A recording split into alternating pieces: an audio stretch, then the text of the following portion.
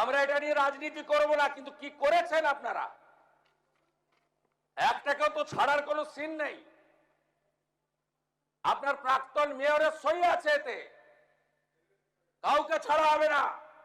তারাতলার এই দুর্ঘটনার জন্য এক এবং অদ্বিতীয় রূপে দায়ী হচ্ছে এবং দোষী হচ্ছে অভিষেক বন্দ্যোপাধ্যায় এবং ফিরহাদ হাকিম। এই ফিরহাদ হাকিম এরা টাকা নিয়ে, ঘুষ নিয়ে অবৈধভাবে স্ট্রাকচার বিল্ডিং নির্মাণের অনুমতি দিয়ে দিত এতদিন ধরে, যার কারণে এর আগেও বহু দুর্ঘটনা ঘটেছে, এর আগেও বহু মানুষ মারা গেছে, বহু মানুষের প্রাণ চলে গেছে, কিন্তু এদের টনক নড়েনি, কারণ এরা পয়সা বোঝে, মানুষের জীবনের দাম বোঝে না। ফিরহাদ হাকিম বলছেন যে তার কোনো আইডিয়া ছিল না, তাহলে তিনি সই করেছেন কেন? না জ্ঞানী পাপী না ঘুষকে, উনি বলুন কত টাকার বিনিময়ে উনি এই অবৈধ নির্মাণটাকে মানে কনস্ট্রাকশন পারমিশন দিয়েছে, কত টাকা লুট করেছে, সই করে বলছেন জানি না। এ হয় নাকি কখনো? মানে উনি আসলে যে টাকাটা দুর্নীতি করেছেন, উনি যে বেড়া কোম্পানির থেকে কোটি কোটি টাকা ঘুষ নিয়েছেন, এটা ওনাকে অ্যারেস্ট করে তদন্ত করলেই প্রমাণ হয়ে যাবে। এই ঘটনার নেপথ্যে যে ফিরহাদ হাকিম আছে, তথ্য প্রমাণ সহ বিধানসভার ফ্লোরে তো প্রকাশ করে দিয়েছেন মাননীয় মুখ্যমন্ত্রী। সবার পেছনে ফিরহাদ হাকিম এবং সবার পেছনে আপনি কাউন্সিলর আনোয়ার খাঁকে পাবেন। এদের দুজনের জয়েন্ট সিন্ডিকেট চলতো ওখানে, কোটি কোটি টাকা লুট করেছে। এমনি এমনি ববি হাকিমের মেয়ের 30টার ওপর হোটেল হয়েছে দুবাইয়ে, এমনি এমনি কি করেছিলেন এতদিন? কত, এ তো মনে হচ্ছে আম্বানির থেকেও, জামশেদজি টাটার থেকেও বড় শিল্পপতি ছিলেন। এই যাবতীয় অবৈধ নির্মাণের পেছনে ফিরহাদ হাকিম রয়েছে। এবং আজকে তো যে চিঠি প্রকাশিত হয়ে গেছে, যে ওয়ার্ক পারমিট, যে সমস্ত বিল্ডিং প্ল্যান স্যাংশন, যেখানে লেটার প্রকাশ হয়ে গেছে, সবেতে তো ফিরহাদ হাকিমের সই। তো সুতরাং মাথা ফিরহাদ হাকিম, গ্রেফতারও হবে ফিরহাদ হাকিম, অপেক্ষা করুন। পূর্বতন সরকার কোনো কিছু না দেখে আপনি 10 কোটি, 15 কোটি, 100 কোটি, 150 কোটি, 200 কোটি বিল্ডিং অনুযায়ী যে টাকা ঘুষ দেবেন, আপনার বিল্ডিং প্ল্যান স্যাংশন হয়ে যাবে। এইভাবে চলতে পারে নাকি? মানুষের জীবনের কোনো দাম নেই, এটা হয় কখনো? এটা তো বানিয়ে দিয়েছে এই রাজ্যের আগের যে সরকার ছিল।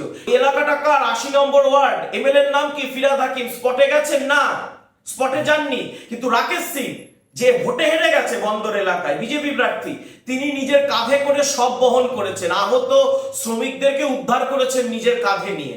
তারাতলায় যে শ্রমিকেরা আহত হয়েছেন, তাদের যে সমস্ত দাবি রয়েছে, শ্রমিক সুরক্ষার যে কোনো রকম কোনো ব্যবস্থা করা হয়নি, দোষী কে? মানে এই মর্মান্তিক ঘটনার আসল দোষী কারা বলে আপনি মনে করছেন?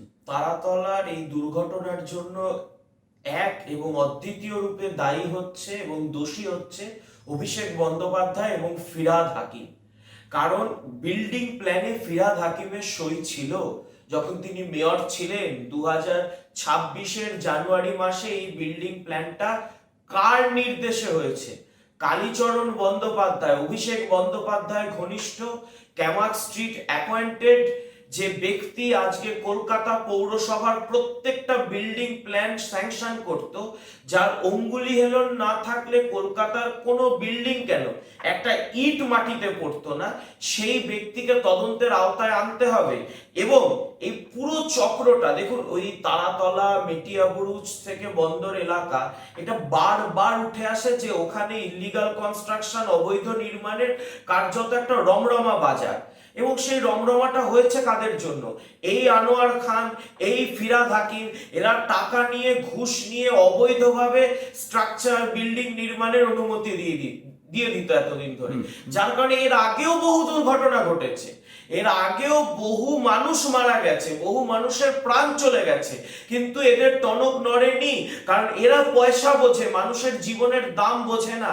তাই এই একের পর এক দুর্ঘটনার সম্মুখে পড়তে হচ্ছে বাংলাকে, পশ্চিমবঙ্গকে। অবিলম্বে এই কালীচরণ ব্যানার্জি, ফিরহাদ হাকিম, আনোয়ার খান এবং অভিষেক ব্যানার্জিকে এই দুর্ঘটনার জন্য তদন্তের আওতায় আনতে হবে। এর সাথে একটা প্রশ্ন মাথায় আসে, এই যে যেটা আপনি বললেন যে পুরনো বিল্ডিং বা নতুন যে সমস্ত ওয়্যারহাউস বলুন বা যে সমস্ত বিল্ডিং যে তৈরি করা হচ্ছে, এর বাণিজ্যিক যে একটা কাঠামো রয়েছে, মানে তার ফিটনেস সার্টিফিকেট বলুন বা পরিকাঠামো অডিট করার, এর কি কোনো আগামী দিনে কি নির্দেশ দেওয়ার কোনো কি প্ল্যান হচ্ছে? আমাদের দেখুন, এতদিন তো হয়নি, এতদিন তো ফিটনেস সার্টিফিকেট বলুন বা কোনো কিছু, এই যে একটা কনস্ট্রাকশন হচ্ছে তার তো একটা পৌরসভা থেকে একটা নির্দিষ্ট প্ল্যানিং থাকবে, কর্পোরেশন প্ল্যানিংটাকে অ্যাপ্রুভ করবে। তো কর্পোরেশন এমন প্ল্যানিং অ্যাপ্রুভ করছে কেন যেখানে কনস্ট্রাকশন বা বিল্ডিং নির্মাণের মানে বেসিক ক্রাইটেরিয়া গুলো ফুলফিল হচ্ছে না? এইটার জন্যই তো আজকের বিজেপি সরকার বাধ্য হয়েছে আগামী 31শে জুলাই পর্যন্ত যাবতীয় যত কনস্ট্রাকশন রয়েছে সেই কনস্ট্রাকশন নির্মাণগুলোকে স্থগিত রাখার জন্য বাধ্য হয়েছি আমরা সরকার হিসেবে। এতে অনেক বাণিজ্যিক ক্ষতি আছে, অনেক সংস্থা, অনেক শ্রমিকের বাণিজ্যিক ক্ষতি আছে, অনেক শ্রমিকের আগামী 1 মাস হয়তো কাজ থাকবে না, কিন্তু কিছু করার নেই। এইটা বাধ্য করেছে আমাদের পূর্বতন সরকার। পূর্বতন সরকার কোনো কিছু না দেখে আপনি 10 কোটি, 15 কোটি, 100 কোটি, 150 কোটি, 200 কোটি বিল্ডিং অনুযায়ী যে টাকা ঘুষ দেবেন আপনার বিল্ডিং প্ল্যান স্যাংশন হয়ে যাবে। এইভাবে চলতে পারে নাকি? মানুষের জীবনের কোনো দাম নেই, এটা হয় কখনো? এটা তো বানিয়ে দিয়েছে এই রাজ্যের আগের যে সরকার ছিল। এটাকে সংশোধন করার জন্য যা যা করা প্রয়োজন শুভেন্দু অধিকারীর নেতৃত্বে বর্তমান সরকার করছে তা। গুদামে যে পারমিশন কেএমসি দিয়েছিল, এখানে ফিরহাদ হাকিম বলেছেন যে তার কোনো আইডিয়াই ছিল না। তাহলে তিনি সই করেছেন কেন? ফিরহাদ হাকিম বলছেন যে তার কোনো আইডিয়া ছিল না, তাহলে তিনি সই করেছেন কেন? আপনি একটা পেপারে সই করছেন, যে পেপারটাকে মানে যে পেপারের কারণে আজকে প্রায় 11 জন মানুষ মারা গেল, আপনি আপনার কলম দিয়ে সই করেছেন বলেই তো আজকে বিল্ডিং প্ল্যানটা পাস হয়েছে। মেয়র তো সজ্ঞানে সই করেছিলেন, উনি তো গাঁজা খেয়েছিলেন না। তো সজ্ঞানে যখন সই করে বিল্ডিং প্ল্যানটা নিজের হাতে নিজের কলমের ছোঁয়ায় পাস করছেন, তিনি বলছেন আমি জানতাম না। তাহলে কি মূর্খ না জ্ঞানী পাপী না ঘুষকে? উনি বলুন কত টাকার বিনিময়ে উনি এই অবৈধ নির্মাণটাকে মানে কনস্ট্রাকশন পারমিশন দিয়েছেন, কত টাকা লুট করেছে, সই করে বলছেন জানি না। এ হয় নাকি কখনো? মানে উনি আসলে যে টাকাটা দুর্নীতি করেছেন, উনি যে বেড়া কোম্পানির থেকে কোটি কোটি টাকা ঘুষ নিয়েছেন, এটা ওনাকে অ্যারেস্ট করে তদন্ত করলেই প্রমাণ হয়ে যাবে। কিন্তু সেক্ষেত্রে তো আমরা প্রাথমিকভাবে তো কনস্ট্রাকশন যারা তৈরি করছিলেন বা যারা লেবার কন্ট্রাকচুয়ালে ছিলেন তাদেরকেই একমাত্র গ্রেপ্তার করা হয়েছে। আরে বাবা, শুরু হয়েছে তো গ্রেফতারি। আপনি দুটো সরকারের অ্যাপ্রোচের মধ্যে পার্থক্য বুঝুন। এর আগে আমরা এই বছরই জানুয়ারি মাসে আনন্দপুরে ওয়াও মোমোর ফ্যাক্টরি কিভাবে জ্বলে পুড়ে শেষ হয়ে যেতে দেখেছিলাম। প্রায় 60 জন শ্রমিক তারা মারা গেছিলেন, 60 জন। তৎকালীন মুখ্যমন্ত্রীকে একবারও স্পট ভিজিট করতে দেখেছিলেন? তৎকালীন কোন মন্ত্রীকে এই যে যেভাবে আজকের দিনে দাঁড়িয়ে দেখুন, ইন্দ্রনীল খাঁ থেকে শুরু করে আমাদের প্রত্যেকটা মন্ত্রী, স্বাস্থ্যমন্ত্রী শারদ বাবু, কৌশিক বাবু, বিপর্যয় দফতরের যিনি মোকাবিলা করছেন, সব দফতরের মন্ত্রীরা, ইন্দ্রনীল দা গোটা রাত 1 সেকেন্ড না ঘুমিয়ে সারাক্ষণ ওই স্থানে থেকে, বৃষ্টি হচ্ছে, ঝড় হচ্ছে, উনি ওইখানেই রয়েছেন, যাতে যে অপারেশনটা চলছে, যেখানে এনডিআরএফ, রাজ্য সরকার, দমকল সবাই মিলে যে আজকে রেস্কিউ অপারেশনটা চালাচ্ছে সেটাকে মনিটর করছেন সারা রাত 1 ফোঁটা না ঘুমিয়ে। এই অ্যাপ্রোচটা আপনি আগের সরকারে দেখেছিলেন? আগের সরকারে যখন আনন্দপুর জ্বলে পুড়ে শেষ হয়ে গেল, 72 ঘন্টা আগুন জ্বলছে, কোথায় ছিল তখন দমকল মন্ত্রী সুজিত বোস? সুজিত বোস ফুর্তি করতে ব্যস্ত ছিল, মমতা ব্যানার্জি কবিতা লিখছিলেন, রাজনৈতিক মিটিং মিছিল করছিলেন। তখন কর্পোরেশনের মেয়র, পুরমন্ত্রী ফিরহাদ হাকিম, তিনি একবার 5 মিনিটের জন্য গিয়ে চলে এসেছিলেন। এইখানে মানুষের জীবনকে দাম দেয় বর্তমান সরকার, ওই জন্য না খেয়ে না দিয়ে এক একটা মন্ত্রী, কেউ এসএসকেএম এর তদারকি করছেন, কেউ স্পটে তদারকি করছেন, এই কাজটা করছি। কালকে আপনি দেখতে পেয়েছেন ওই এলাকাটা কার? 80 নম্বর ওয়ার্ড, এমএলএর নাম কি? ফিরহাদ হাকিম। স্পটে গেছেন? না, স্পটে যাননি। কিন্তু রাকেশ সিং যে ভোটে হেরে গেছে বন্দর এলাকায়, বিজেপি প্রার্থী, তিনি নিজের কাঁধে করে সব বহন করেছেন, আহত শ্রমিকদেরকে উদ্ধার করেছেন নিজের কাঁধে নিয়ে। তো এটাই তো দুটো অ্যাপ্রোচের পার্থক্য। এবং 24 ঘন্টার মধ্যে 5 জন অ্যারেস্ট হয়েছে। আপনি নিশ্চিন্ত থাকতে পারেন, আজকে বিধানসভায় মাননীয় মুখ্যমন্ত্রী বলেছেন যারা যারা জড়িত রয়েছে কেউ নিস্তার পাবে না, সবাইকে তদন্তের আওতায় আনা হবে। এর সাথে আরও একটা প্রশ্ন, এই যে মানে কেএমসি নাকি তখন বলেছিল, এখন আমরা বিভিন্ন তথ্যসূত্রে খবর পাচ্ছি যে বিল্ডিংটা প্রপার প্ল্যানিংয়ে নেই, করা যাবে না, তারপরেও বিল্ডিংটা করা হলো, তাহলে মানে ব্যাপারটা হচ্ছে কি আসল দোষীরা কি মানে লুকিয়ে পড়বে না তো, মানে তারা সামনে আসবে তো? বা ফিরোজ হাকিম যেরকম বলেছেন যে তিনি কোনো আইডিয়াই নেই অথচ ওনার সাইন পাওয়া গেছে, তো সামনে এনে দিয়েছে তো বর্তমান সরকার। একদম। এই ঘটনার নেপথ্যে যে ফিরহাদ হাকিম আছে, তথ্য প্রমাণ সহ বিধানসভার ফ্লোরে তো প্রকাশ করে দিয়েছেন মাননীয় মুখ্যমন্ত্রী। যদি কাউকে লুকোনোর থাকতো, যদি কোনো সেটিং থাকতো, তাহলে তো মাননীয় মুখ্যমন্ত্রী প্রাক্তন মেয়রের চিঠিটা প্রকাশ করতেন না, সইটা প্রকাশ করতেন না। একদম। শুধুমাত্র ওই কয়েকটা বোড়েকে ধরে কিছু লাভ নেই। আমি তো আবারও বলছি, যতগুলো ইল্লিগাল কনস্ট্রাকশন আছে ওই কলকাতা বন্দর এলাকায়, সবার পেছনে ফিরহাদ হাকিম এবং সবার পেছনে আপনি কাউন্সিলর আনোয়ার খাঁকে পাবেন। এদের দুজনের জয়েন্ট সিন্ডিকেট চলতো ওখানে, কোটি কোটি টাকা লুট করেছে। এমনি এমনি ববি হাকিমের মেয়ের 30টার ওপর হোটেল হয়েছে দুবাইয়ে, এমনি এমনি হ্যাঁ। কি করেছিলেন এতদিন? কত? এ তো মনে হচ্ছে আম্বানির থেকেও, জামশেদজি টাটার থেকেও বড় শিল্পপতি ছিলেন, কিন্তু তিনি তো শিল্পপতি ছিলেন না। হ্যাঁ, তিনি এই ইল্লিগাল কনস্ট্রাকশনটাকে শিল্পে পরিণত করেছিলেন।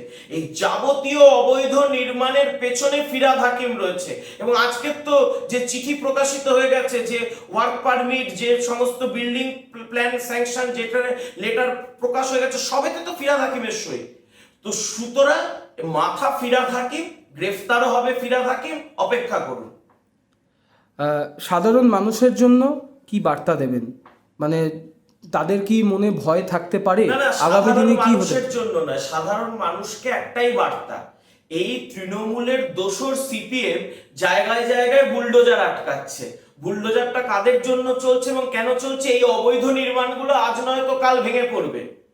যেভাবে আজকে ভেনেজুয়েলায় ভূমিকম্প হলো, ভেনেজুয়েলার ভূমিকম্পর যদি 10 ভাগের 1 ভাগ ভূমিকম্প বাংলায় হয়, তাহলে যতগুলো ইল্লিগাল কনস্ট্রাকশন আছে সব কনস্ট্রাকশন তাসের ঘরের মতো ভেঙে পড়বে। তখন শতরূপ ঘোষ বাঁচাতে আসবে না, টিভিতে বাতেলা দেবে। এই যে আজকে সরকার যে বুলডোজার নীতি নিয়েছে, অবৈধ বাড়ি, অবৈধ নির্মাণগুলোকে ভাঙার জন্যই নীতি নিয়েছে, যাতে এই অবৈধ নির্মাণগুলো কোনো ভূপ্রাকৃতিক বিপর্যয় ভেঙে আর কোনো মানুষকে মারা যেতে না হয়।